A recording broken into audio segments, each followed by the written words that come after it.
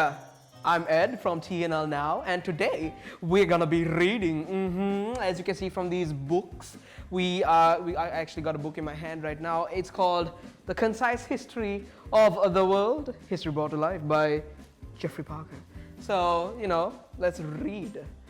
And well, I chose this book because one, it's big, it's got a lot of pictures, and two, I love history. It's one of the few subjects I actually excelled in school, and well, I love history anyway. And also Game of Thrones, Let's get reading. So to kick things off, we have the Soviet Union from 1945 to 1991, and 8 years later I will be born. Okay, let's just kick things off by reading some of it. I'm just gonna pick a random passage from the middle. After 1945, the Soviet military became a central feature of the state. 1/5 of the budget was devoted to military spending, while between 1952 and 1976, 101 military leaders became full members of the Central Committee of the Communist Party. The Soviet Union, along with the United States, had become a superpower with a comparable degree of military strength. So I'm going to read a snippet from this gigantic book because it looks, I don't know, this piece of information looks really interesting. And well, along with history, I also like a bit of space, okay?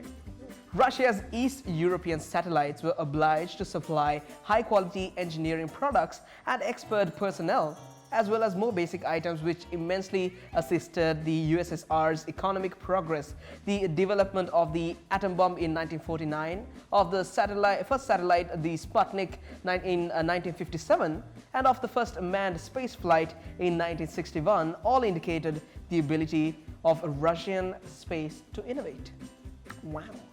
Okay, so I'm going to read a snippet from a time period between 300 and 600 AD. That's the cool thing about this book. This gigantic book goes from 200,000 BC all the way to present day. So, it's really cool. As you progress with the book, you get to present times. Now, I'm going to read a snippet about a famous helmet that you might have seen somewhere around the world. It's the helmet from the Anglo-Saxon ship burial at Sutton Hoo, dating from around AD 650. The grave is a testament to a period of transition in England between paganism and Christianity. You can actually see the helmet right here. Can you see? Yay, okay, it's a cool helmet. It's got a mustache, which is really cool because the helmet has the mustache.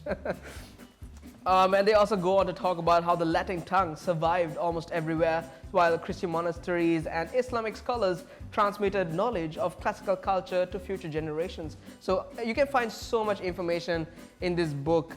from religion to culture, because this is not just about history and the events that took place. They dive down deep, and they even, there are maps. There's a huge map to help you see, I don't know, there's so much.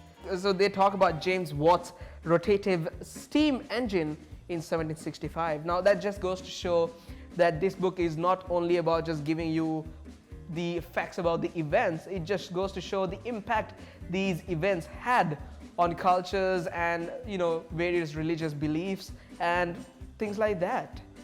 And that's it for history. But if you like titles like this and more, if you like to fill up on knowledge in, say history and culture and stuff like that, which you definitely check the Big Bad Wolf sale that's going to be happening online. So make sure you check it out. 1st to the 3rd of October, link is here and in the description below.